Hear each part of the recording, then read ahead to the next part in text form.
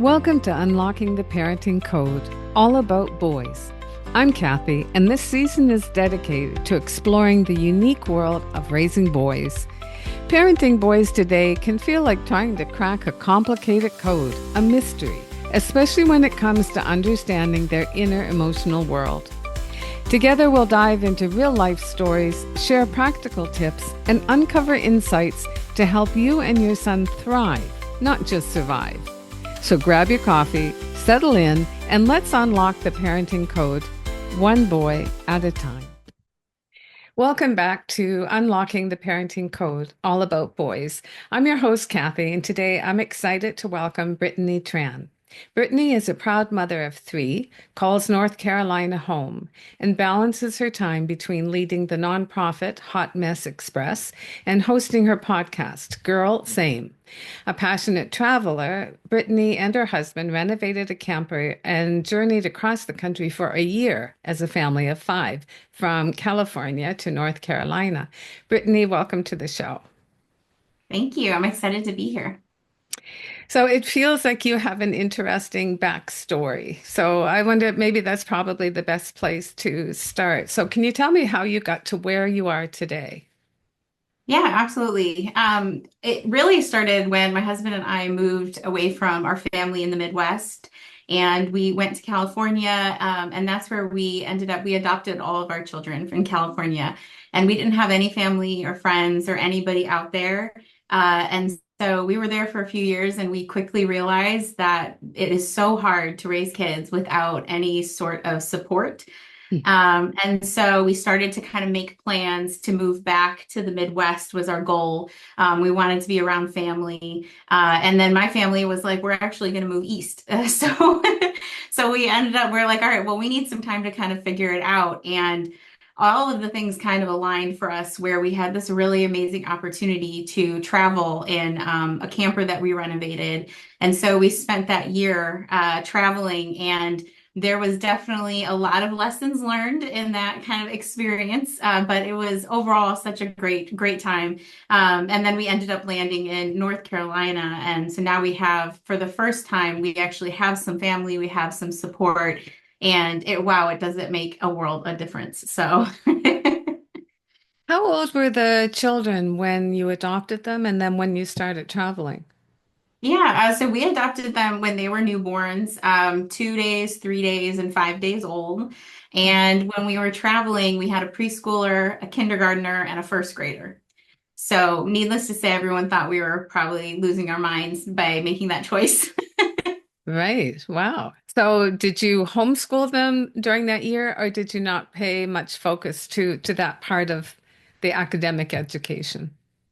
We did a bit. We weren't trying to be too focused on it because, again, this was like a really rare opportunity. I think, we realized what a privilege it was to be able to do something like that. And so we really wanted to like be in the moment and enjoy it. But also there was that fear and that, mom guilt of not getting them where they need to be. And for them, when they did go back to school, we didn't want them to be behind. So we were trying really hard to find a balance, but there was definitely a lot of questioning our decisions and, making sure like we were, feeling definite in our choice to enjoy what we were doing without kind of letting them be, fall behind. So it was a struggle, and I did find out that that was not for me. Homeschooling is not for me. Yeah. Yeah. Um, how old are they now? So they are 8, 9, and 10. Okay, So so this we is about had, 4 years ago. yes. And then when we landed in North Carolina, it was right at the start of the pandemic. Oh, okay. So you were homeschooling again, whether you wanted to or not? Yes, exactly. I was like, it's kind of funny how that worked out. We were, after a year, we were at our kind of like cap. We were like, this is good. This has been a great experience. I think if we end it now, we're going to end on a high note. And then the pandemic hit. And so then everything kind of shifted. And we had lots of friends who were complaining about, having their like 2,000 square foot home that they had their kids in and all, and then we're like, we've been doing this for a year and we're still in this camper. So I was like, maybe not the Yeah. best one to complain to. So, like that really, really interests me that you did have a whole year together, all of you, like the five of you. So the understanding of what a family unit was must have been really kind of rich. Because when I think of some of the, like when I personally think when our son was younger and some of the richest parenting experience or family experiences, they were when we traveled and when we camped and when we really had some time that there was no other distraction. Like it was us as a family. How was that for you guys? Because a year is a lot longer than, a 2 week holiday or whatever. Yeah, no, exactly what you said. It was amazing. Also, we had the opportunity, so neither of us had full-time jobs at the time. So like we could really commit and just enjoy things like scheduling different activities or even bedtimes and all that was just very like loose and up in the air. And one of the memories that really stands out is one night it just started pouring rain. It was like 9 o'clock. And normally that would, they should be in bed, right? But we ended up, they wanted to go out for a walk and we walked in the rain and there was like a lake right in our campground. So they went in with their boots kind of like, at knee level. And we're splashing around and, now it's like 10 o'clock at night. And that's just something you can't really Yeah. fit in like your normal everyday. And that was just such a great moment. And I think about it all the time. But we had lots of little times like that that you can kind of do outside of the norm and just like really enjoy your time and really see your kids, like really see them, not just in Mhm. passing or in moments, but like really watch them like grow and develop and things like that. So yeah, it was definitely an amazing experience for them and for us. So what do you think the real impact of that full year being all together all the time? Like what kind of what imprint do you think that has on them? I think our bond as a family strengthened so much over that year. I think, when you think of things like just trust, and your relationship where you get to know them on a deeper level and they get to know you on a deeper level, and kind of seeing that full attention that you're able to give them. I think that did definite wonders for our family. Our younger two, our boys, don't really remember it too much because they were so small. Our daughter was in first grade and she still talks about it and remembers it. And then we still have the camper and we still like to go on weekends and in the summer and things like that. And so it's kind of like our way to extend it a bit. Mhm. And we try again when we're in those moments, like we really try and put the phones down, step away from work, and just really enjoy that time together. Well, yeah, I think that's beautiful. And I think any parent that can kind of get out of the confines that we put ourselves in as parents, as this is what we should be doing. This is, like all the guilt that goes around what you think you should be doing. And any time that I've heard someone doing something like you've done, where they've just, they're doing something that many people can't do. Like they can't take that risk. Right. They're too afraid of negative impact, and I just think it's courageous, and I think it probably has the most impact of anything in parenting for everybody. Like, yeah, I think it's beautiful. So I was quite Thank you. excited to hear more. Yeah, absolutely. And I hope that our biggest thing takeaway from it was like I hope this is something that our kids do with their families. Like I hope that they take this and learn from it. And I hope that, as we get past the year, we still wanted to like make sure that we were taking those moments. It's so easy to get caught up in things and all of a sudden like months have gone by and you're like, wow, how has it been 3 months since we went out and did something together as a family and really put, that stuff down?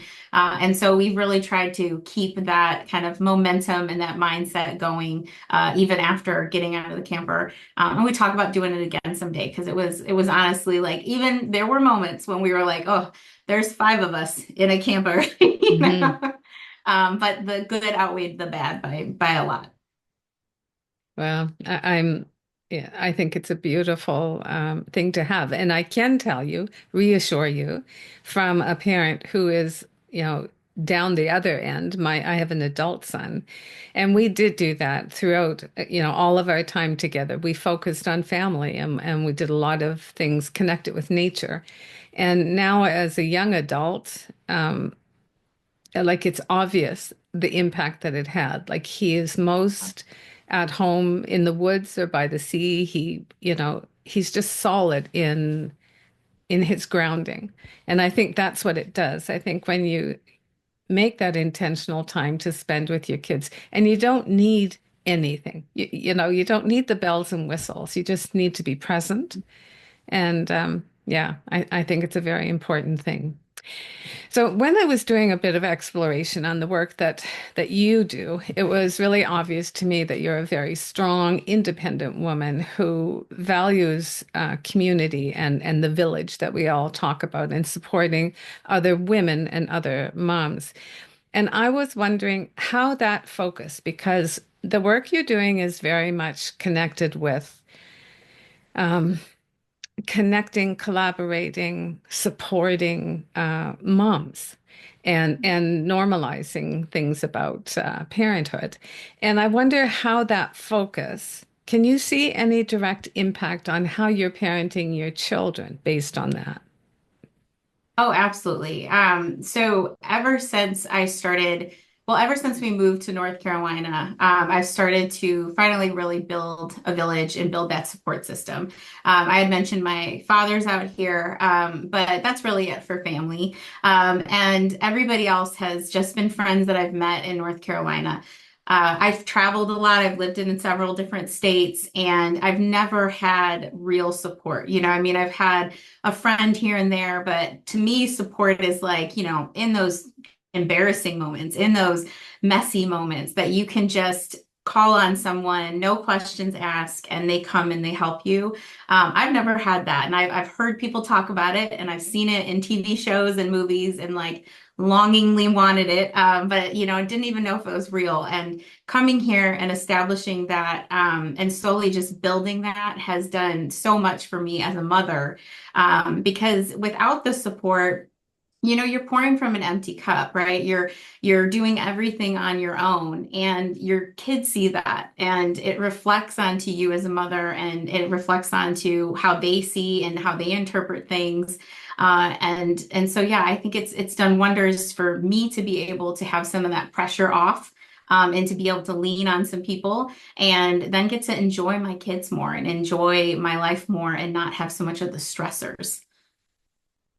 Yeah, it's funny how that used to be such a common part of society. And now, just because we are spread all over the world, that we we really don't tap into each other in the same way that it was once common to do. So maybe, groups like yours is what's going to bring it back. Because I know when I was looking more at what you were doing, I thought, how beautiful is that? Like all the way around for everybody involved, like a beautiful thing. And well, I will talk a little bit more about this as we go down. But when I was listening to you and thinking more about Hot Mess Express, like just a real clear thought came into my head, what do you think about this sense of like how important it is for you as a woman? What do you think about this kind of community group support for like men and dads? I've never heard of anything particularly. I mean, I've like not, it's not common. No, no, it's not. And we do every once in a while, we'll get questions about if we help single fathers or if we allow, male volunteers and things like that. Because I do think the support is needed there as well. And I don't ever want to come across as like they are not worthy of support because that's not our focus. Because they definitely do. And I think there's a lot of times where, I think community goes across the board, right? Like we have really stepped away from community. We talk about a village and a support system, but what it really comes down to is community, being able to lean on your neighbors and just, people nearby and family members and all of that has kind of shifted dramatically in the last few years, whether you're a father or a mother. We focus so much on women because for me personally, I feel like women have such a hard time comparing themselves to other women. And I think we get very in our head and we have these kind of standards about motherhood that are honestly ridiculous. They're not anywhere we're going to meet. It's not possible. And so I feel like that's the difference that I see. And that's really why we focus so much on women. I do feel like there's definitely need for that for men as well. And some of our affiliates actually, they do. We've helped a single father. We've helped like an elderly gentleman who, he never had kids. And so we do try and help in there. But I think that's the difference for me is like with women, I feel like we are just constantly comparing to this kind of idealistic, relationship and personality and all these things that just are just not aren't possible. And so I'm really hoping to kind of with what we do, we call ourselves Hot Mess because we want it to be, we want it to be like a normal thing. Like it's okay to be a hot Real. mess, you know? Yeah. Well, the concept behind that, which is really quite it's something every woman can relate to, like being overwhelmed, being guilt-ridden, not being able to check the things off your list that you think every mom, every capable mom should be able to do, like the dishes, like the laundry, like all of those things, plus working a full-time job and, everything else. Um, when I was watching your group go into people's homes and it looked like a reality TV show to watch this beautiful group of women, often with some children coming along, but going into people's homes and like two parts of it I was so impressed with was first of all, for a woman to be able to reach out. Like there has to be something very significant about the group that she is going to reach out to put herself in such a vulnerable position. So somehow you have established a reputation where people feel comfortable enough to show what they don't want to show anybody and be able to get that kind of support. But the other thing it really kind of struck me was what it must feel like to be the moms giving that support, like that rich feeling of knowing what you're doing is really helping another human being. And just like community is something that we seem to have lost, that village concept, I think we've also kind of lost the understanding of how valuable volunteering is for everybody. And And I know as a parent, I put a focus on that at a certain point in our lives as well. But because that's so intricate into your world, I wanted to know, like, have you done anything with your children connected with volunteering or something like that? Or is it something you've planned for, further down the road? Yeah, absolutely.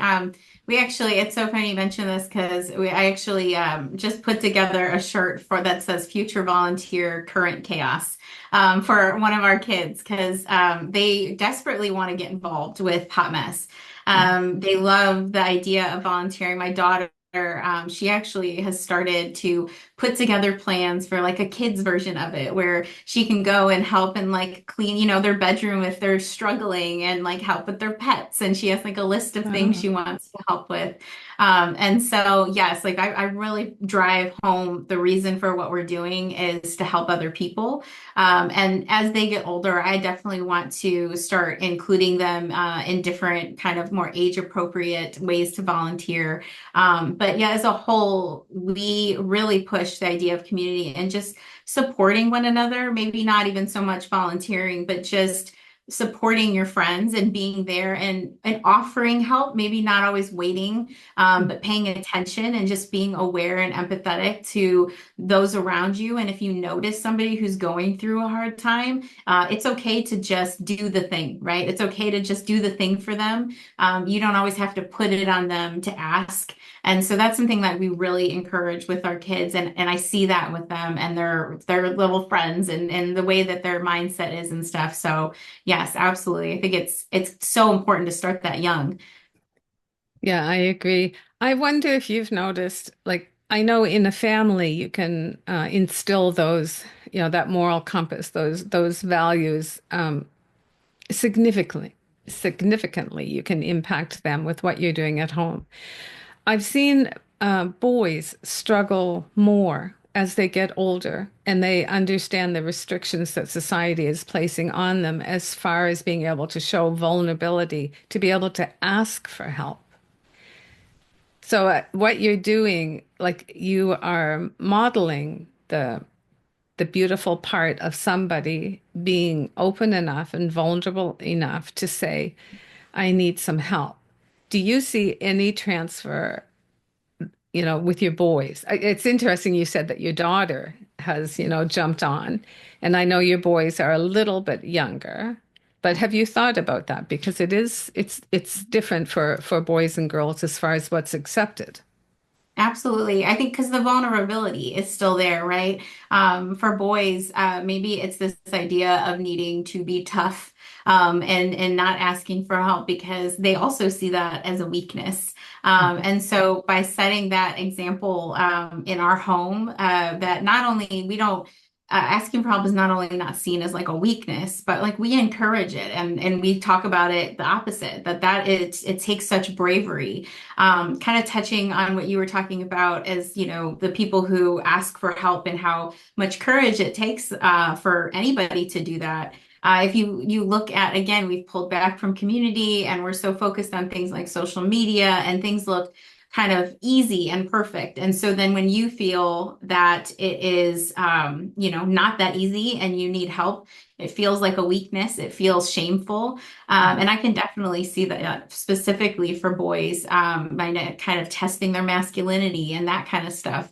And so by setting the example for them, I see that as well. I see that empathy with their friends.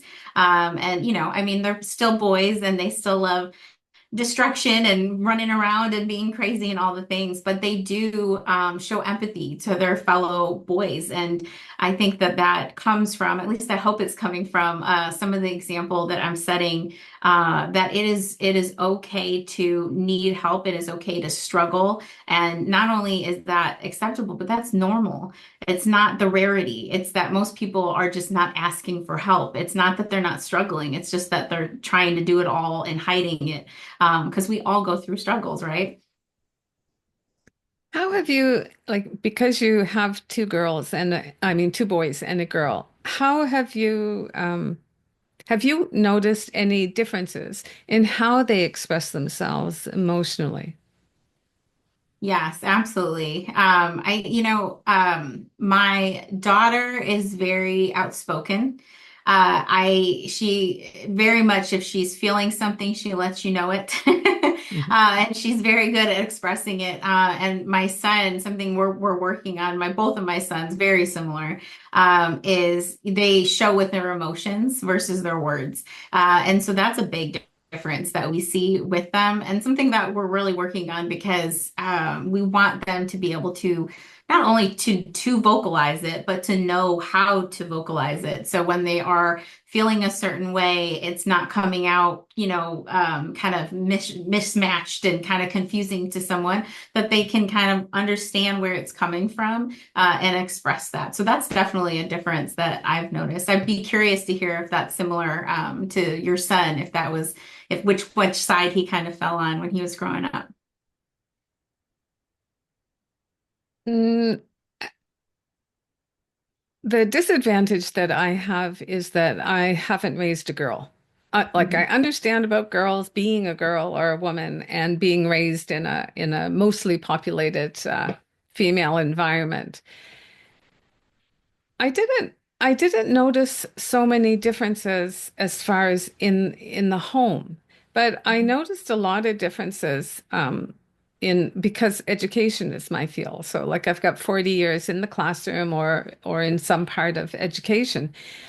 And what I noticed consistently is that, especially the younger boys in the younger elementary years, so like kindergarten to grade two, especially during that time period, lots and lots and lots of little boys would end up in some kind of trouble for misbehavior that always came out looking like anger or aggressiveness, and they'd get in trouble for that. And every single time, if time was taken, for a number of steps. Time was taken to let that little boy first calm down, like kind of self-regulate so that he was in a state where, you could have some kind of rapport in your conversation, that always there was something underneath.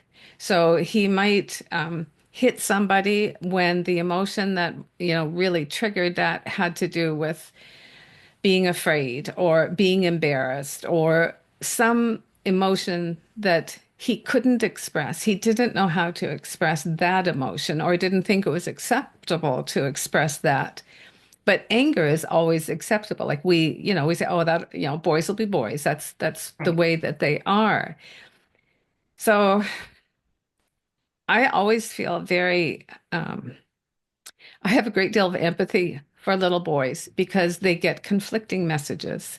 So maybe at home they're getting the message of share your emotions, um, all the things that we incorporate with children that our little girls are so capable of expressing. And we say, boys do the same things. And then when boys are in a different environment, like their school environment or other places in society, that message is if you show those emotions, you're going to be embarrassed or ostracized or bullied. And that's kind of the reality of their world. So you get these beautiful, empathetic little boys who have to put on these masks so that they don't have those feelings of being bullied or embarrassed or, not being accepted for who they are. So I think they have deep empathy, but I don't know that we all always go underneath to find out what was that about. Like, Yeah. it's a step to just treating the behavior, the surface behavior, which never gets to what really the core is all about. Yeah, I'm so glad you touched on that because I definitely see that as well. As much as we, and I think that is part of our struggle, as much as we push and encourage a certain way of life and handling emotions and approach to things at home, it's definitely not seen with, either his fellow classmates or just how it's handled at school or other activities and things like that. One of the things I love about what we do or just volunteer work in general is that it's not about just all talk. It is tangible, hands-on difference that we're making because I really feel like that's the only way to make those changes so that what we're preaching at home translates and moves out into other bigger areas so that it becomes the norm, right? And that's the struggle is that it's not the norm. That's why at home it's one thing and out in the world it's not. And so with volunteer work, when you can actually get out behind a desk and go out and actually do the work, that's I feel like the best way to start making those actual changes in the community. Yeah, and I would think, when your children do start joining in or having their own kind of volunteering, I think that's where little boys really get that strong message. Because I know we talk, but it's when they get messages from outside that says, "Wow, you're helping that way." And it just builds them up and lets them show, that beautiful little soul inside. Absolutely. So I wanted to ask you a little bit about uh, adoption because that you were able to adopt three children, so like all from such a young age, and their ages so close together, which is a beautiful thing. What does that look like in your family? Like every family not treats, but talks about adoption in a different way as far as understanding identity and a sense of belonging. What's that look like in your family? Yeah, we talk about adoption in a very positive light. We're very, age appropriate, of course, honest about situations and how they came to be with us and why we were, wanting to adopt and all of the things. We try and be as open and honest about that. But we really celebrate it. We never talk about it as anything but like what a lucky, awesome, amazing thing that we were able to find each other, you know? And, you know, we wanted you so bad and like, look, you know, like it was meant to be. And we talk about it like that. And so our kids just really see it as the positive thing. And it's really sad that they have had instances and out in the real world and school and stuff where it wasn't seen that way. And, you know, kids can be so cruel, unfortunately. But because we really laid that groundwork from day one that this is a positive, this is, you know, this is what was meant to be, and you should and celebrate yourself and in your life and all the things that they were able to make like really quick turnaround. So when they did hear something like that, you know, talking to us about it, you can just see like they were able to brush it off. So that's something I think is I'm proud of what we've done there, and I really would encourage and to never it's never something that we shy away from. You know, any questions that they have, we're always willing to talk about it. Because our situation, you know, having them, you know, was not part of the plan to have, you know, back to back to back. Mhm. And it was just kind of the way things worked out. And you know, what a blessing it was, you know. I think it's beautiful. Like, I don't think there's anything more precious that you can give a child than siblings. So that you were able to give three children, siblings, and a family, I think is a really beautiful thing. Absolutely. It's Um, one of those things where it's funny because, you know, we have to, you forget, you know, they're your kids and that's your baby, you know? And so we always, my husband and I always kind of laugh because he'll make a comment about something that, oh, we should consider this. And I have to remind him, like, they're adopted. We don't share DNA that won't affect them, you know what I mean? Because we yeah. forget these are our kids. Well, and I would think, as far as the sense of identity and belonging, that when they were so young, to be able to have that full year of just family would really have a deep imprint on how they feel about themselves as the family unit, I would think. Absolutely. Yeah, and that was the timing of all that was right after we finalized their adoption. So it just felt like we finalized and then we just got to spend a year bonding as a family. You know, I mean, we had that whole time Beautiful. together, but there's something so special about when it was finalized and just kind of taking a year to just celebrate each other and being together. Okay, so like, do you have a strong faith in like fate and destiny, or I do. I really do. I feel like, you know, especially in those hard moments, and I do tell the kids this as well. It's like to just try and remember, like, there's a reason you're going through this. I have a story if you'd be interested in love why to? I really feel so strongly about it. So when we first started to be foster parents, we were going to be foster to adopt, and you have to go through the classes and all the things. And then we got approved, and the very next day we got a phone call for a little girl. She was a newborn and she was actually going to be straight to adoption. The parents were waiving their rights, so there would be no, you know, confusion. We would know that she was going to be adopted. She was Vietnamese. My husband is Vietnamese, and we were like, day one, like, wow, you Mm, know, meant to be. So we were so excited. We called all our family and we were telling them the news. We were supposed to pick her up the next morning. And that morning, we got a call like an hour before we were supposed to go, and they said that our paperwork wasn't processed. So they had processed the fostering, but mm. not the adoption. So we couldn't even be considered. And I felt devastated. I was sobbing. I called my husband. I was like, I don't think I can do this. I mean, we didn't even hold this baby. How am I supposed to foster a child and potentially have to give her back to her parents? You know, I was like, I don't think this is for me. And so then the very next day, we got another call, and that was for our daughter. And so we got that call. And I was on the fence. I was like, should we even do it? I don't think I'm still recovering. You know, I still feel heartbroken.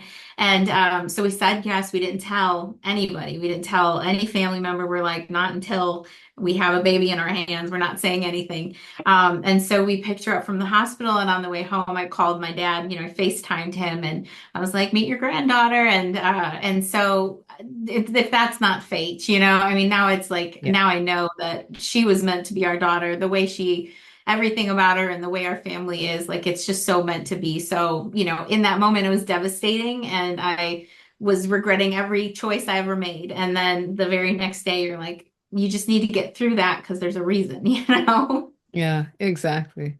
Yeah, I'm a strong believer in not that you don't have control over your own destiny, but you're constantly being given opportunities to grow and stretch, and it's up to you whether you follow one road or another. So, I want to. So today, like I know that there's recently been the new Netflix movie come out about adolescence, but I really do think that one of the greatest challenges that parents are facing raising children today is the world of internet and screens. That was not part of my generation, and I am so grateful that I never had to deal with that kind of stuff. What's it look in your home? What's it look like in your home? And like, what are your feelings about it?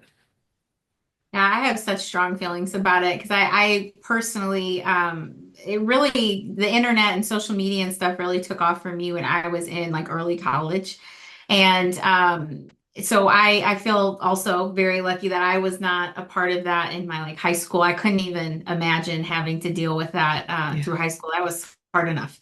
And so I already have such strong feelings about it. I know, for instance, when we lived in California, I was very isolated. We didn't have anybody. And so it was just me and the kids. And I found myself on social media a lot. You know, you're just scrolling, getting through the day. And Yeah. man, was I comparing myself and longing and wishing. And it was depressing to see everybody else thriving and their homes were beautiful and their kids were so well behaved and perfectly dressed. And then you look over and my kid's running around in a diaper screaming at her brother, you know what I mean? You're like, Yeah.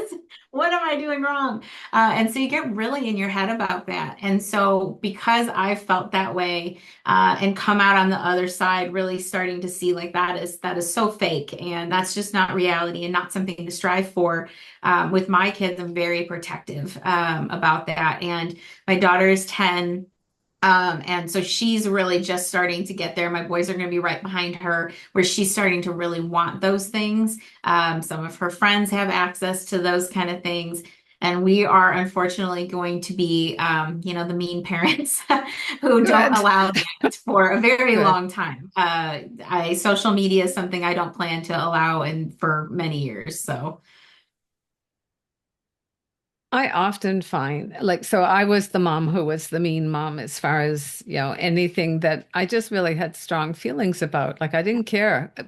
We didn't have social media, but you felt the pressure from other parents. Um, and I wish parents understood if it's something that you feel strongly about, that you can stand your ground. Like people are worried absolutely. that their child is going to miss out. They're not going to be able to, relate to their friends. They're going to be ostracized. And it's just not true. Like I've told many parents, with that when they start talking like that, I tell them a story of when my son was maybe the last year of daycare, like 4 or 5 years old. And there was an incident that happened at daycare that I kind of jumped on, and it was connected with a group of boys just being too aggressive and that becoming the pattern. And I wanted to talk about it and I wanted to understand what was going on.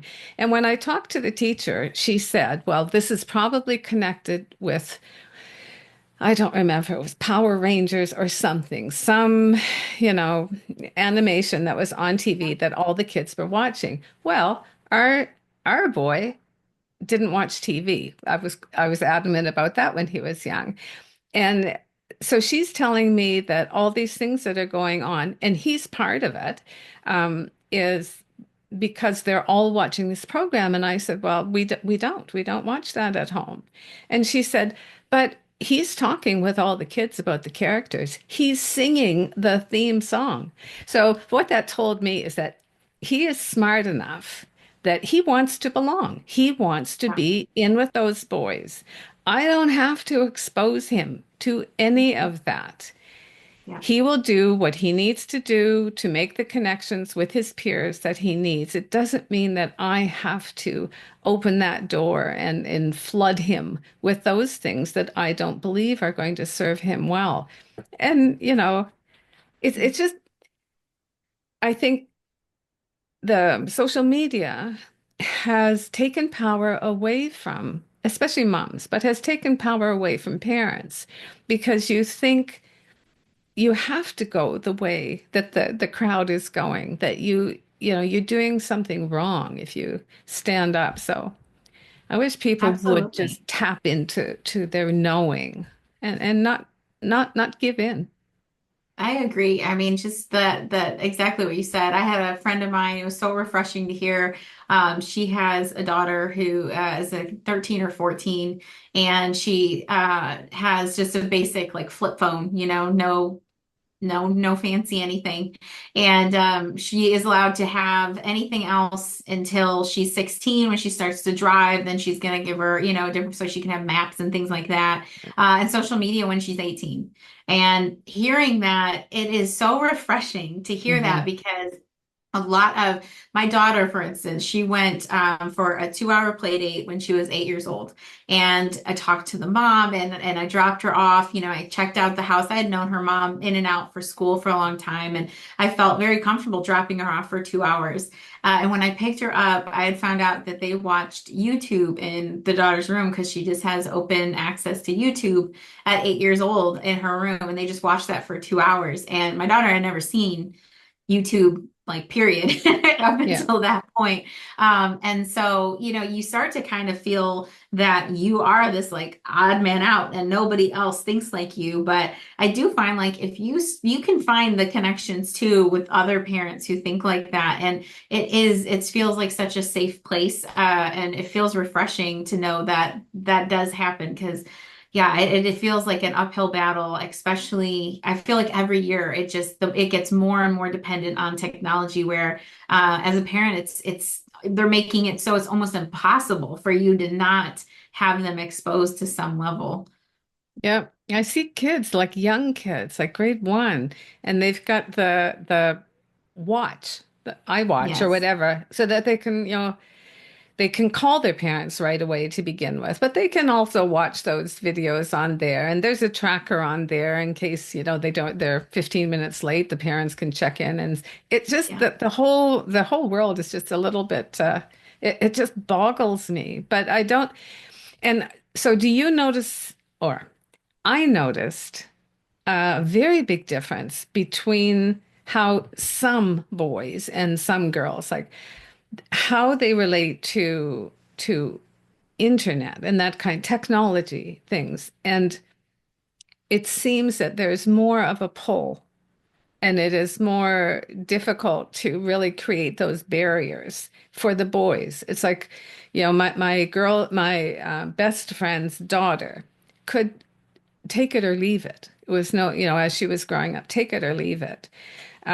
For my other friend's son, I think he was addicted at a young age, and he's grown up to be an adult that's how he makes his living.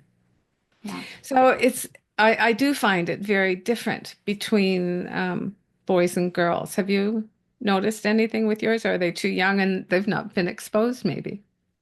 I do a bit, like I said, we're pretty strict on what they can watch, what they have access to. And my son was coming home and he was saying things that I had heard on like TikTok or something, and your ears are picking up on it. And so, in your head, you're like, is he repeating what his friend is saying or is he watching this somewhere? And so we started asking him, and it turns out that the bus I mean, we live 5 minutes from a school and his bus has Wi-Fi on it. And so his friends who have tablets and his friends who have cell phones, they're sitting on the bus and they're showing him things that I never in a million years would have exposed him to for at least 10 more years. You know what I mean? Yeah. And his struggle with knowing where our lines are and being, torn between doing what he knows we would want him to do and, the screen that is, if your best friend's sitting there on the screen, it's so hard. And so he's definitely my youngest, has definitely struggled the most with that. And whereas my daughter, I do feel like she she likes to watch what she likes to watch, and she's not too, obsessed or interested with things outside of that. Where my son seems to be, and honestly, I hate to say it, but there's a lot more of the like the fighting, the violence, that I don't know if that is because he is a boy and he's just more drawn to it or not, but that seems to be what he has a hard time, video games that they're showing him and different TikToks that kind of showcase that kind of stuff. That's where he's seeing a lot of that. And it's hard. It is so hard as a parent because once they leave your house, I mean, you can set what you set in your house once they leave. It's just to know that there's a first grader on his bus with a cell phone showing him, who's a third grader, this kind of stuff is it makes you feel helpless in a lot of ways. Yeah, like I said, I'm grateful I'm not raising children in this generation, but I can tell you that one of the things I found helpful was um, most of my teaching career was in kindergarten, grade one, grade two, like in that area. And anytime, it was always the boys, but anytime I had a little boy who was experiencing a lot of challenging behavior, that first meeting with the parents, the first question I had was, how much screen time are they having? The first thing. And when I would say, bluntly, cut it out, like put some limits, some boundaries, or stop it completely. Um, and they were almost afraid, of the reaction that their son was going to have because, that was something he really enjoyed. All the kids had it, they're all doing it. And but I think they were a little I don't want to say intimidated, but I really came on as an authoritative, person, kind of saying, I know you want to do what's the best for your child. And I'm telling you right now, try this for a month. And if there's no change in your son's behavior, then, do as you wish. But I can almost 100% guarantee there is going to be a change in his behavior. And then I said, use me. Say, your teacher said, like, Right. I'm sorry you can't have it, but your teacher said it's only on the weekends, and that seemed to help some parents be able to deal with all the conflict that it caused when they tried to stop. So I think it's easier just never to start until they are at an age and stage where they can handle it. And I don't think it's when they're young at all. I agree. And, I have several teacher friends, and they always tell me, they're like, we can tell. We can tell the kids who have a lot of screen time or, unlimited access or not monitored access. She's like, we can tell. And, I think that speaks volumes. If, you can just tell by interacting with the child, if they're getting exposed to a ton of screen time or if that's limited, I think that speaks volumes for sure. It's it's there's conflicting situations happening too because now there is so much technology being used in the classroom, even the younger classrooms. And in all honesty, some of the educational things that you can do on screen, I'm sure are helping the children access learning in a way that's more meaningful than maybe a traditional way.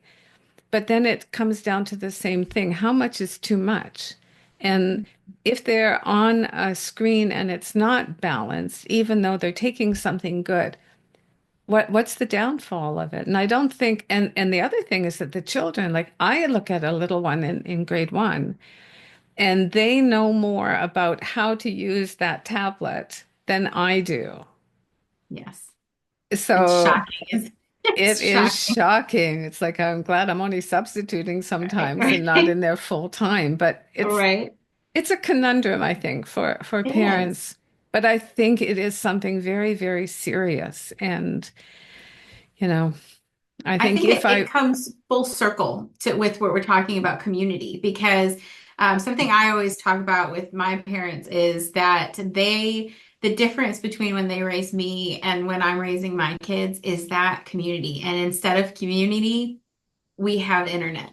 And so instead of go play with the neighbor or the neighbor's going to watch you or you're going to your aunts or you're going to your grandparents, you have TV show, tablet time. And that really is the only reprieve parents get anymore because there isn't a lot of space for them to just go out and just be anywhere else. They're always with you. And so it really comes down to just the change in the way we don't come together anymore and we don't support each other anymore. And now we're just leaning so much on technology and it really shows the damage I think that it's doing. You can see it in the kids for sure. Yeah. And I think it's like when parents, when they feel strongly about something, I think when we rely on, even if it's not like internet screen, if we were like, I can remember clearly, like when my son was younger, like maybe in grade one, maybe grade two. But I remember on a weekend him, saying, "Oh, mommy, I'm bored."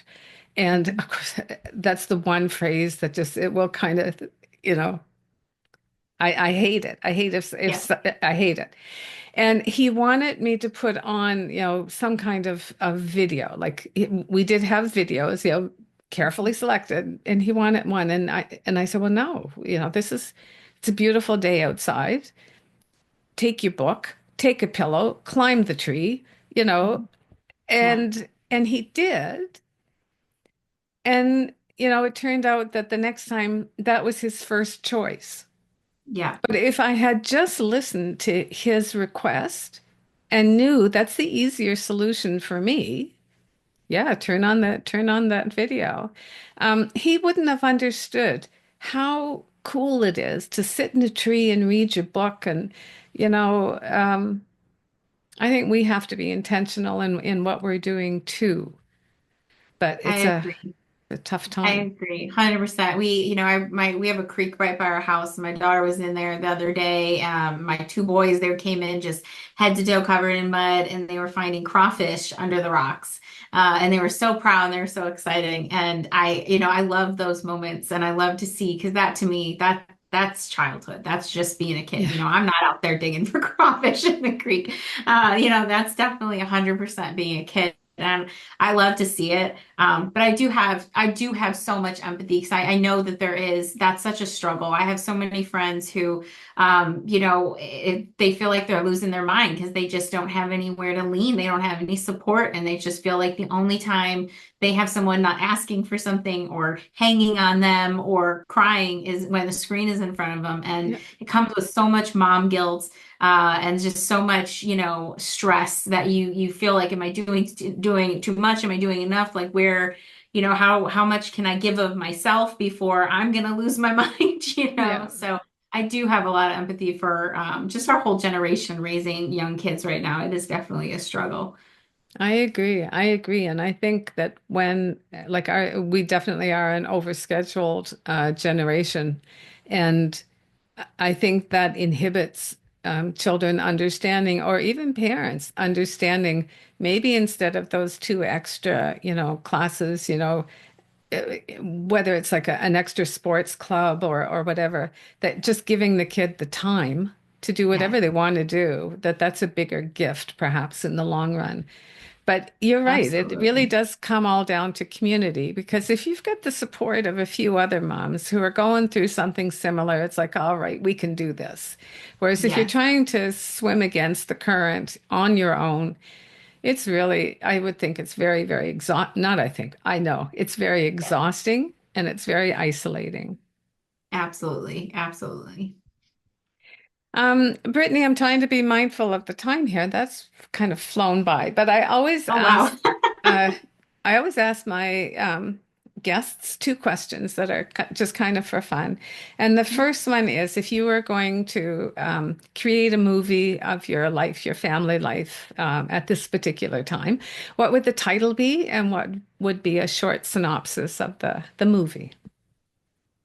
Oh, the first thing that comes to mind is like coordinating chaos, because that's what it feels like right now. It feels like every day is just chaos that we're trying to figure out what the best way to handle it while still enjoying and having fun.